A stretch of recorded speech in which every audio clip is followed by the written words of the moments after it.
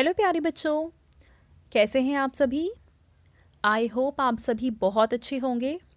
बच्चों, इस वीडियो में हम डिस्कस करेंगे मिशन बुनियाद की वर्कशीट, जो कि मैथ्स की वर्कशीट है डे 25 एंड 26 की। और ये वर्कशीट क्लास 3 से लेकर 8th क्लास के लिए है। तो बच्चों, क्वेश्चन नंबर 1 में हमें कह रखा है कि दिए गए बिंदुओं की संख्याओं को बढ़ते क्रम में मिलाइए। तो नीचे हमें कुछ संख्याएं दे रखी हैं और इन संख्याओं को हमें एक दूसरे के साथ मिलाना है, पर किस तरीके से मिलाना है? बढ़ते क्रम में मिलाना है। यानी कि हम 13 से शुरू करेंगे।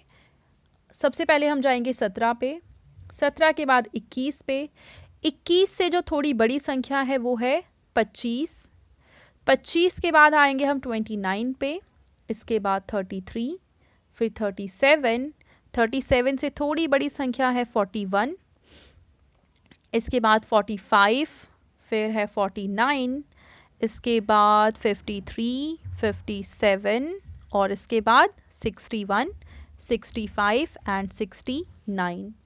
तो इस तरीके से आप इन संख्याओं को आपस में ज्वाइन करेंगे। क्वेश्चन नंबर 1 कंप्लीट हो गया। चलो अब हम देखते हैं सेकंड क्वेश्चन को। और इसमें हमें कह रखा है कि नीचे दी गई संख्या को विस्तारित रूप में लिखिए, यानी खोल कर लिखना है। तो जैसे हमने पिछली वर्कशीट में इस क्वेश्चन को किया था, सेम वैसे ही हमें करना है। 60 को हम कैसे लिख सकते हैं? 60 प्लस में 3। 98 को हम लिख सकते हैं 90 प्लस में 8। ठीक है। नेक्स्ट है 72, तो इसको हम लिख सकते हैं 70 प्लस में 2। नेक्स्ट 80 को हम कैसे लिख सकते हैं? 70 प्लस में 10। ठीक है। नेक्स्ट है 49, तो इसको हम लिख सकते हैं 40 प्लस 9। नेक्स्ट है 38 यानी 38, यानी कि 30 जमा में 8। अगला है 62 यानी कि 60 जमा में 2। अगला है 51 यानी कि 50 जमा में 1। अगला है 70, इसका मतलब है 60 जमा में 10। अगला है 50 और 50 को हम कैसे लिख सकते हैं? 40 जमा में 10। सेकेंड क्वेश्चन कंप्लीट हो गया। चलो नेक्स्ट क्वेश्चन को देखते हैं। तीसरे हमें प्रश्न में हमें कह रखा है कि निशान को हमें देखना है, यानी चिन्ह को देखना है और फिर हल करना है। अब देखो यहाँ पे जो निशान है ये है जमा का। तो सॉल्व कैसे करना होता है इस क्वेश्चन को? जैसे मान लो हमें यहाँ पे कोई संख्या लिखनी है, तो इसके सामने वाली हम लिखेंगे 20 और इसके सामने वाली 14। 20 और 14 को आपस में जोड़ेंगे, जोड़ने के बाद आंसर आ जाएगा 34 यानी कि 34। ठीक है। अब मान लो हमें कौन सा, हम चलो मान लो ये वाला बॉक्स लेते हैं। तो यहाँ पे है 22 और यहाँ पे है 12। तो आप क्या करेंगे? 22 को और 12 को आपस में जोड़ेंगे, आंसर कितना आ जाएगा? 34। ठीक है। यानी इस वाले ब्लैंक में आप क्या लिखेंगे? 34 यानी कि 34। ठीक है।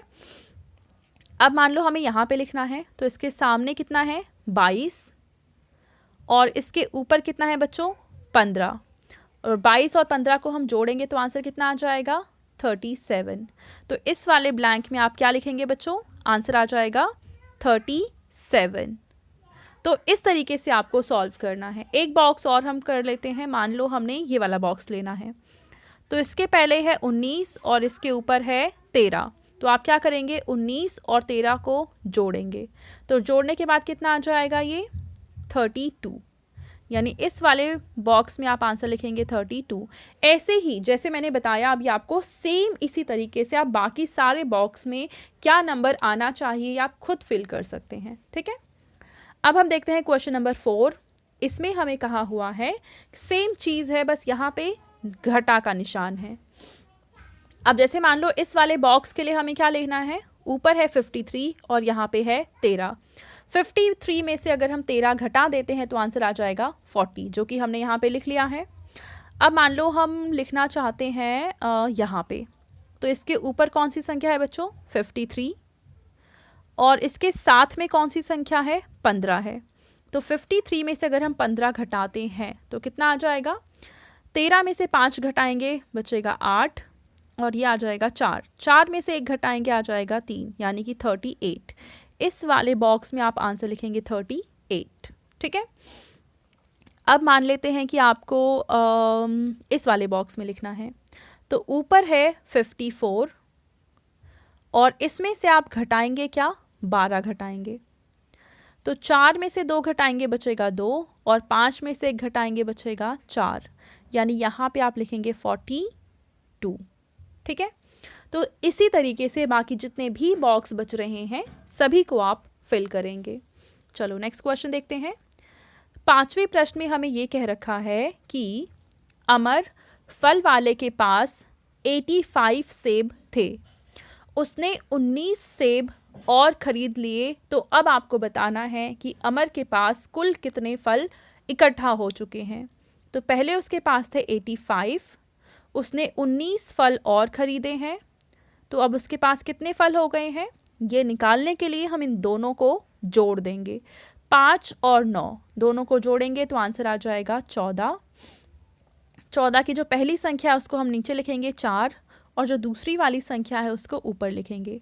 अब 8 में 1 जोड़ेंगे आ जाएगा 9 और 9 में 1 और जोड़ेंगे तो आ जाएगा 10, यानी अमर के पास कुल मिलाकर 104 फल इकट्ठे हो चुके हैं। ठीक है, छठे प्रश्न में हमसे कह रखा है कि पंकज ने 75 रुपए की एक किताब खरीदकर 49 रुपए में बेच दी, तो आपको बताना है कि पंकज को कितने रुपए का नुकसान हुआ है। तो देखिए 75 रुपए में उसने किताब खरीदी थी और बेची कितने में, 49 में। तो 75 में से 49 तो उसके पास पैसे वापस आ गए हैं। अब वो पैसे जिसका उसे नुकसान हुआ है ये निकालने के लिए हम 75 में से 49 को घटा देंगे। अब 5 में से 9 तो घटा नहीं सकते हैं क्योंकि 9 बड़ी संख्या है, तो यहाँ पे हम हासिल लेंगे।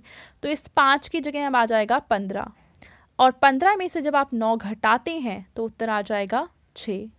अब यहाँ पे 7 नहीं बचेगा क्योंकि आप हासिल ले चुके हैं। अब यहाँ बचेगा 6 और इस 6 में से जब आप 4 घटाएंगे तो उत्तर आ जाएगा 2, यानी कि पंकज को कितने रुपए का नुकसान हुआ बच्चों, 26 रुपए का नुकसान हुआ है। ठीक है, तो ये थी आज की हमारी मैथ्स की मिशन बुनियाद की वर्कशीट एंड आई होप आप सभी को ये वर्कशीट बहुत अच्छे से समझ में आई होगी। एंड अगर आपका कोई डाउट रह गया है तो कमेंट सेक्शन में जाके आप पूछ सकते हैं, और अगर आपको वीडियो पसंद आई है तो आप इसको ज़रूर लाइक करें, अपने फ्रेंड्स के साथ भी शेयर करें और इस चैनल को सब्सक्राइब करें। Thank you.